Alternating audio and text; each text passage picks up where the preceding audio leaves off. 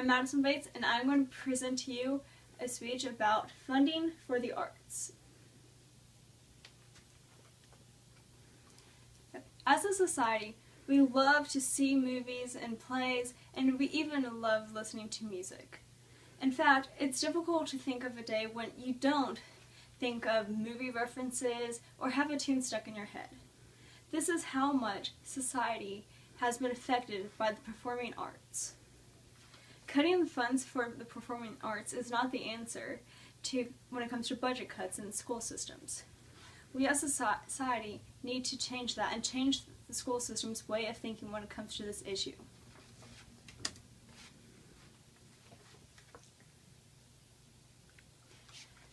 The arts are not being given enough funding. That is the problem here at hand.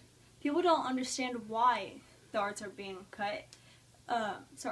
Let me restate that. They don't understand why it is so important, so they just cut it anyway.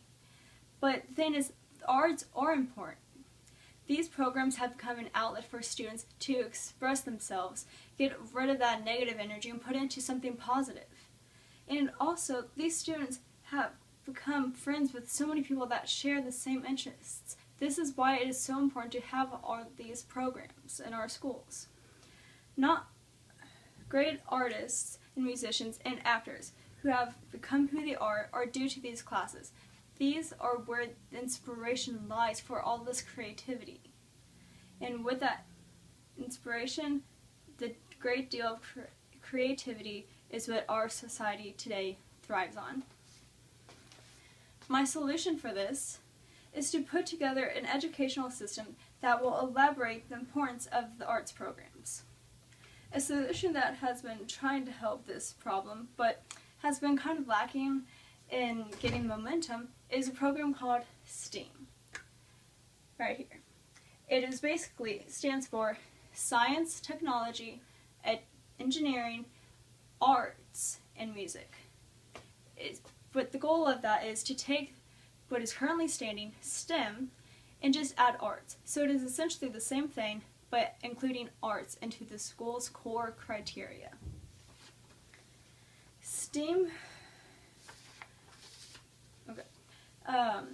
is actually very overlooked by the school boards because they don't see the purpose in it.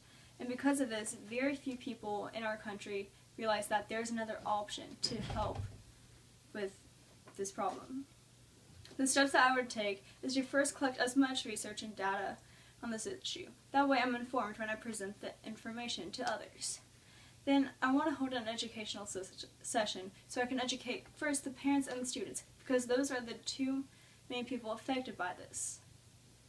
Then once I get them on board, I would plan to take this to the school boards and present this data to them so that we can hopefully get them aware of the problem and why these programs are so important and why they are essential to our society and students in our school systems.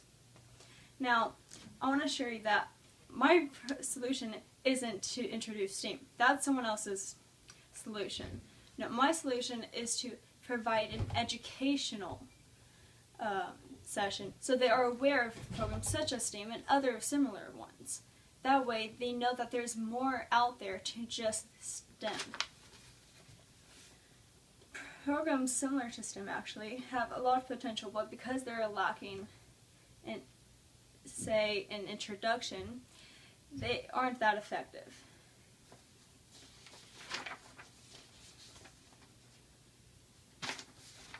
Okay. Funding for the arts is a problem that keeps getting overlooked. If more people could understand why having performing arts programs is essential, they would understand that it actually affects the brain development at a young age. So maybe if school boards knew this, they wouldn't be so keen on cutting them.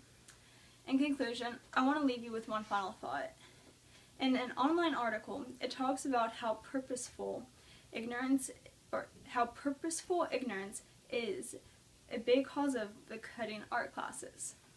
It's time that students and parents all rally together and make the school boards reopen their minds to think outside the box and saying that cutting art classes is just the easier way to get around budget cuts. And if you could look at this last slide, I think this is kind of self-explanatory. with that, I'd like to thank you for your time and hope you have enjoyed this speech.